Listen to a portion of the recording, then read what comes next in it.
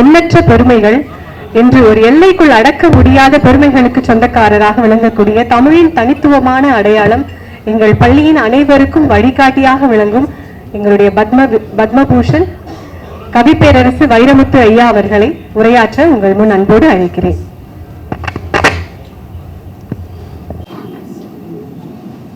என் மகனுக்கு நிகரான அன்பு தம்பி கிரீன் மீரா மெட்ரிகுலேஷன் சர்வதேச பள்ளியின் மேலாண்மை இயக்குனர், நிறுவனர், தாளாளர் அபிநாத் அவர்களே,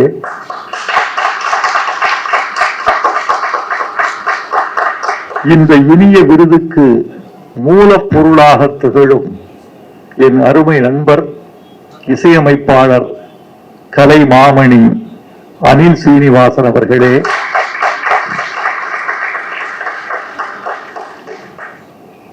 குருவை மிஞ்சுகிற சிஷ்யன் மதன் கார்கி அவர்களே, ஸ்ரீவீரா பள்ளியின் முதல்வர் சுஜாதா குப்தன் அவர்களே,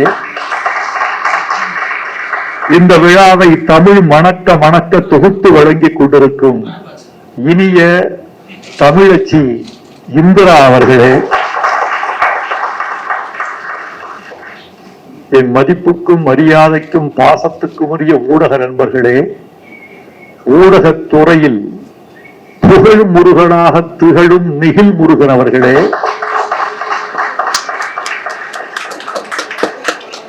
அருமை நண்பர் வையாபுரி அவர்களே,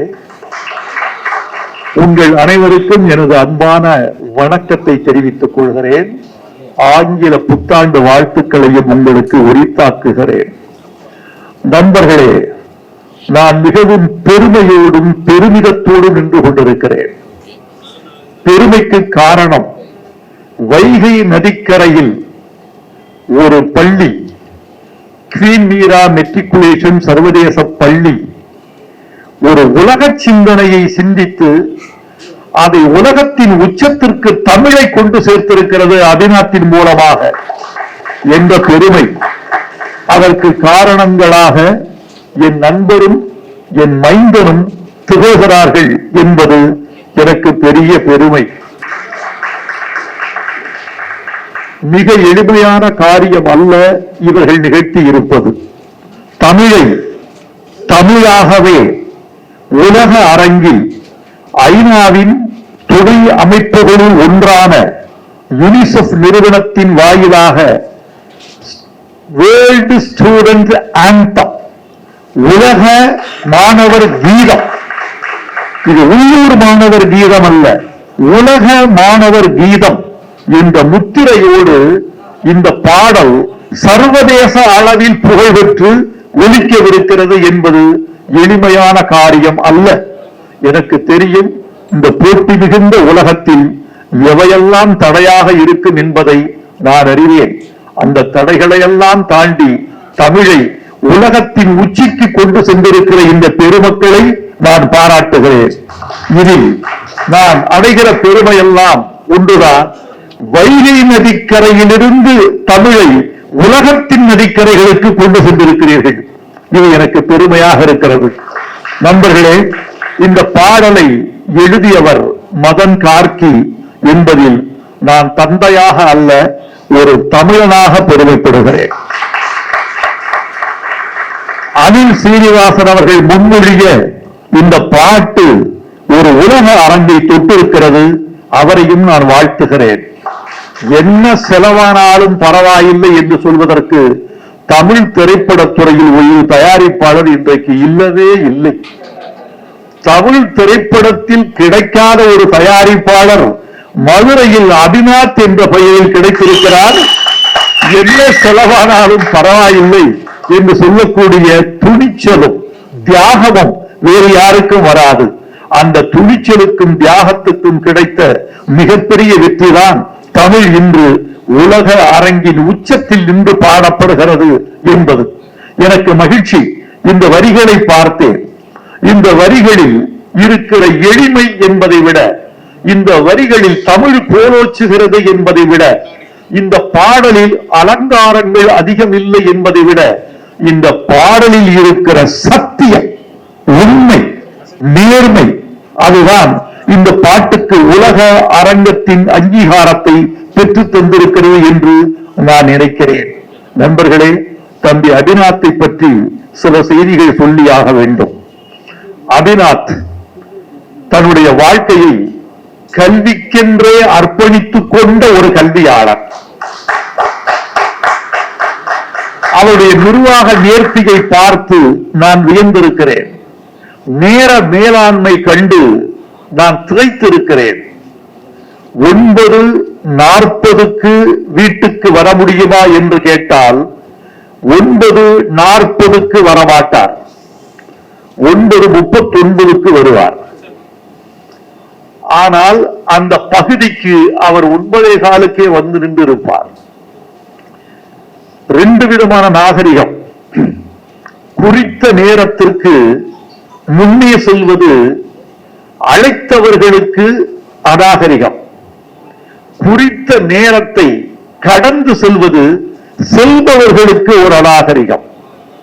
நாளெல்லாம் கடைசி 10 மணிக்கு ஒருவர் வருகிறார் என்றால் 9:58 வரைக்கும் நான் ஒரு பணியில் இருக்கிறேன் என்று பொருள்.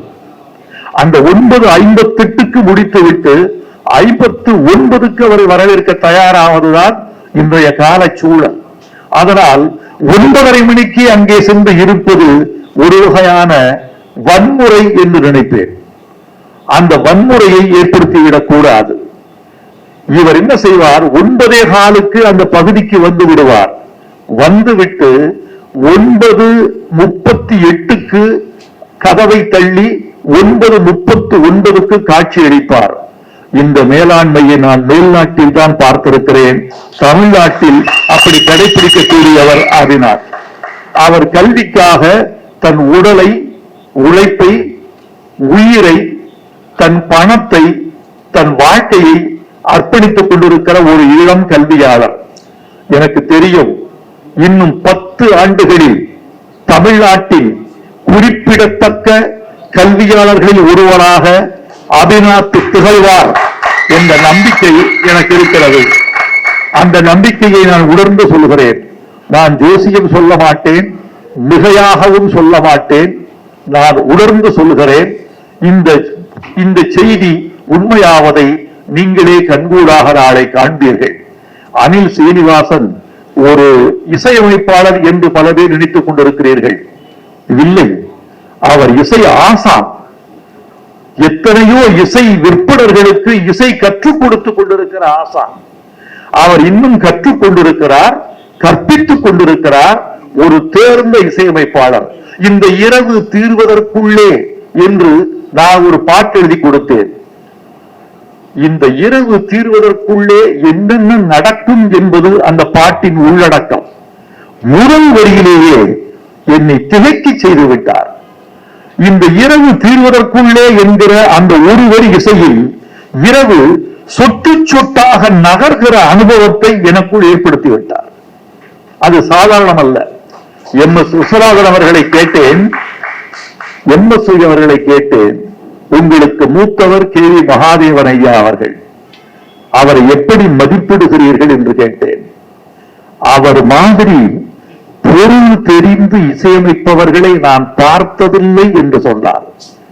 ஊடகங்களுக்கு இது ஒரு முக்கியமான செய்தி. பொருள் தெரிந்து தமிழின் பொருளை வாங்கி இசையமைக்கக்கூடியவர் KV மகாதேவன் அவர்களை போல் யாரையும் பார்த்ததில்லை. ஒரு எடுத்துக்காட்டு சொல்ல முடியுமா? சொன்னார். கவிஞர் கண்ணதாசன் எழுதி கொடுத்திருக்கிறார் ஒரு பாட்டு. கடவுள் மனிதனாக பிறக்க வேண்டும், அவன் காதலித்து வேதனையில் வாட வேண்டும். இந்த பாட்டு. கடவுள் மனிதனாக பிறக்க வேண்டும், அவன் காதலித்து வேதனையில் வாட வேண்டும். இது என்ன சிறப்புன்னு கேட்டேன். ஐயோ, மாமா என்று அழைக்கப்படுவார் KV மகாதேவன்.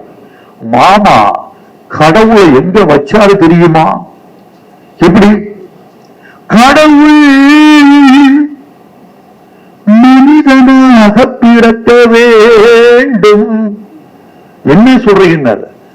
கடவுள் உச்சத்தில் இருக்காரு, கடவுள் பிரிச்சார். மனிதனாக பிறப்பதற்கு அவன் தரைக்கு வர வேண்டும், அப்படியே கீழே கொண்டு வந்தார். அந்த உணர்வு, பொருள், அந்த செயல் எல்லாம் தெரிகிற மாதிரி இசையமைக்க வேண்டும். அன்பே எங்கள் பாதை என்பது முதல் வரி. இந்த அன்பே எங்கள் பாதையை ஒரு மேற்கத்திய வல்லிசை போட்டு அன்பே அன்பே எங்கள் பாதை இதுவே ஒரு வன்முறையாகிவிடும். அதனால் அன்பே எங்கள் பாதை, அறிவே எங்கள் பயணம், அச்சமில்லா நெஞ்சம் கொண்டால் அழகாய் எங்கள் உலகம் என்று எளிமையாக எழுதியிருக்கிறார் மதன் கார்கி. மதன் கார்கி உணர்ந்து செயல்படுவார்.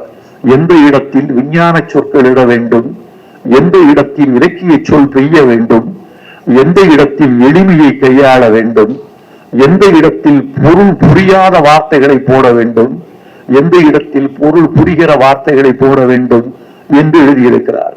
நண்பர்களே, இந்த வார்த்தையில் எதுவுமே புரியாதது இல்லை. எல்லோருக்கும் எல்லாம் புரிய வேண்டும்.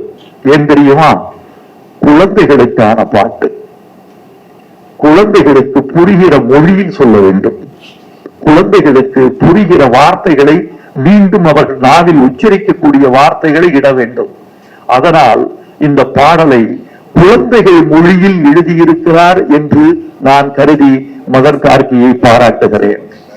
நண்பர்களே, மரஞ்செடி கொடிகள் போலே, பூச்சிகள் பறவைகள் போலே, விலங்கினம் மீனினம் போலே பிறந்தோர் பூமியின் மேலே. இதற்கு முக்கியமானது, இயற்கையின் பரிணாம கொள்கை மாறாமல் இந்த 4 வரிகளும் இருக்கின்றன. நண்பர்களே, மகனை பாராட்டினார் வைரமுத்து என்று நீங்கள் செய்தி போட்டு விடாதீர்கள். இன்னொரு பாடலாசிரியரை ஒரு மூத்த பாடலாசிரியர் பாராட்டினார் என்று மட்டும் போடுங்கள். மரஞ்செடி கொடிகள் போலே, பூச்சிகள் பறவைகள் போலே, விலங்கினம் மீனினம் போலே பிறந்தோ பூமியின் மேலே. பரிணாமத்தினுடைய வரிசைப்படி எழுதப்பட்டிருக்கிறது. மரஞ்செடி கொடிகள் போலே, விலங்கினம் மீனினம் போலே என்றிருந்தால் அது பரிணாம பிழை. பரிணாமத்தின் வரிசை அந்த நிறையில் இருக்க வேண்டும் என்றுதான். முதலில் தாவரங்கள், பிறகு பூச்சிகள் பறவைகள், பிறகு விலங்கினம் மீனினம், பிறகு குரங்கு, பிறகு மனிதன் என்ற பரிணாம வரிசையில் இந்த பாடலை, இந்த 4 வரிகளை எழுதியிருப்பதற்காக மதன் கார்கிக்கு டார்வின் சார்பில் நன்றி சொல்கிறேன். எங்கள் உயிரும் ஒன்றென்ற உலகம் காப்போம் நான் என்று, கற்பவை ஏதும் நமதென்று பிறருக்காக தரத்தார் என்று. கற்பவையெல்லாம் நமக்கல்ல, பிறருக்கு தரத்தார்.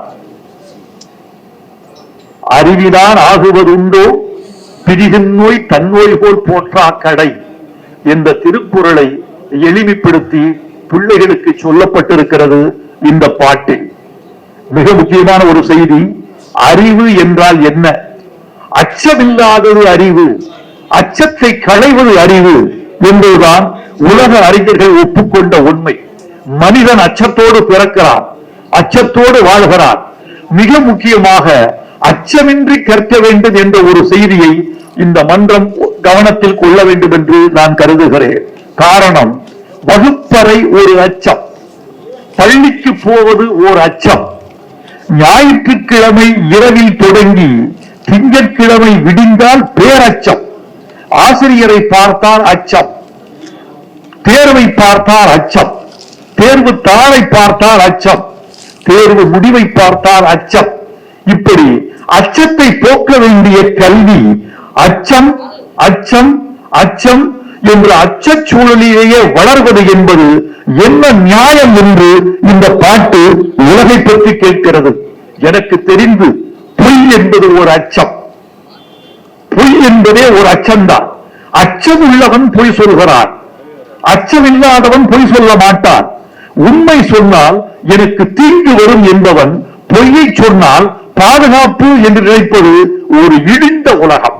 அந்த இடிந்த உலகத்திலிருந்து, அச்சத்திலிருந்து, பொய்யிலிருந்து இந்த உலகத்தை மீட்டெடுப்பதுதான் கல்வி. அந்த கல்வி அச்சமற்று இருக்க வேண்டும், அச்சத்தை களைவதாக இருக்க வேண்டும் என்று இந்த பாட்டு உயர்த்தி பிடிக்கிறது. கற்போம், ஒன்றாய் கற்போம், அச்சம் விட்டே கற்போம், நிற்போம், நன்றாய் நிற்போம், உச்சம் தொட்டு நிற்போம் என்று இந்த பாட்டு முடிகிறது. இன்றைக்கு வாழ்க்கைக்கு தேவை, மாணவர்களுக்கு தேவை நம்பிக்கை. நம்பிக்கையற்ற ஒரு உலகத்தில் நாம் வாழ்ந்து கொண்டிருந்து கல்வி வெற்றி பெற்று விட்டது என்று சொல்வதற்கு எந்த ஆதாரமும் நமக்கு இல்லை. கல்வி வேண்டும், அச்சமற்று வேண்டும், அறிவு தர வேண்டும். அறிவு அற்றம் காக்கும் கருவி என்று வள்ளுவர் சொன்னார். அந்த அற்றம் காக்குகிற கருவியாக இந்த கல்வி நிலைக்க வேண்டும் என்று நாங்கள் விரும்புகிறோம். நண்பர்களே, குயின் மீரா பள்ளியில் நான் ஓரளவுக்கு நான் அறிவேன். அதன் கட்டுமானம், கற்பிக்கும் நெறிமுறை, அவர்களின் நோக்கம் என்ன என்று தெரிந்து கொள்வேன். அவர்களின் நோக்கம் பொருள் ஈட்டுவதல்ல, அறிவு ஈட்டுவது, அறம் ஈட்டுவது என்பதுதான் அவர்களின் நோக்கமாக இருக்கிறது. ஒரு பள்ளியின் மூல மந்திரம் அறம், அறிவு, அச்சமின்மை. இந்த மூன்று மட்டும் இருந்தால் இந்தியா உலகத்தின் வல்லரசாக திகழக்கூடிய நாள் தூரத்தில் இருக்காது. அது வரைக்கும் பொருளாதார வல்லரசு, விஞ்ஞானத்தில் வல்லரசு, ஆயுதத்தில் வல்லரசு, இராணுவத்தில் வல்லரசு என்பதெல்லாம் நிலைக்காது. உலகத்தில் எந்த வல்லரசு நிலைக்கும் தெரியுமா? அறிவு, அன்பு, அச்சமின்மை என்பதை மூலதனமாக கொண்ட நல்லரசு மட்டும்தான் வல்லரசாகும். இதை உலகத்திற்கு சொல்வதற்குத்தான் இந்த விழா. நண்பர்களே, இந்த விழா ஒரே ஒரு கருத்தை முன்னிறுத்துகிறது. இன்றைக்கு தமிழ் வாய்ப்பு கிடைத்தால் உலகமெல்லாம் சென்று எட்டும் என்று நினைக்கிறேன். சொல்லாதது நமது குறைவு. பாரதியாரை தெரியாதவர்கள், திருவள்ளுவரை தெரியாதவர்கள், கம்பனை அறியாதவர்கள், திருமூலரை அறிமுகம் செய்து கொள்ளாதவர்கள் வடநாட்டிலேயே அதிகமாக இருக்கிறார்கள். பிறகு உலகம் எப்படி? வள்ளுவன் தன்னை உலகிற்கே தந்து வான்புகழ் கொண்ட தமிழ்நாடு என்று சொல்கிறோமே, வள்ளுவன் தன்னை உலகிற்கு தந்து யார் வாங்கிக் கொண்டார்கள் என்பதுதான் கேள்வி. இன்றைக்கு ஒரு பாடல் உலகத்தையே ஆழ்வதற்கு தமிழால் முடியும் என்று நிரூபித்திருக்கிறது. இந்த பாட்டுக்கு என் வாழ்த்துக்கள். பாடுபட்டவர்களுக்கு என் வாழ்த்துக்கள், பாடியவர்களுக்கு என் வாழ்த்துக்கள், இசை அமைத்தவருக்கும் இசைத்தவர்களுக்கும் என் வாழ்த்துக்கள். எல்லோரும் புகழ் வர வேண்டும், எல்லோரும் நன்மை வர வேண்டும். அபிநாத், உங்களை நான் பாராட்டுகிறேன். இதே ஊடக சந்திப்பை மதுரையில் நிகழ்த்தாமல் நீங்கள் சென்னையில் நிகழ்த்தி இருப்பதே உங்கள் சாமர்த்தியத்தை காட்டுகிறது.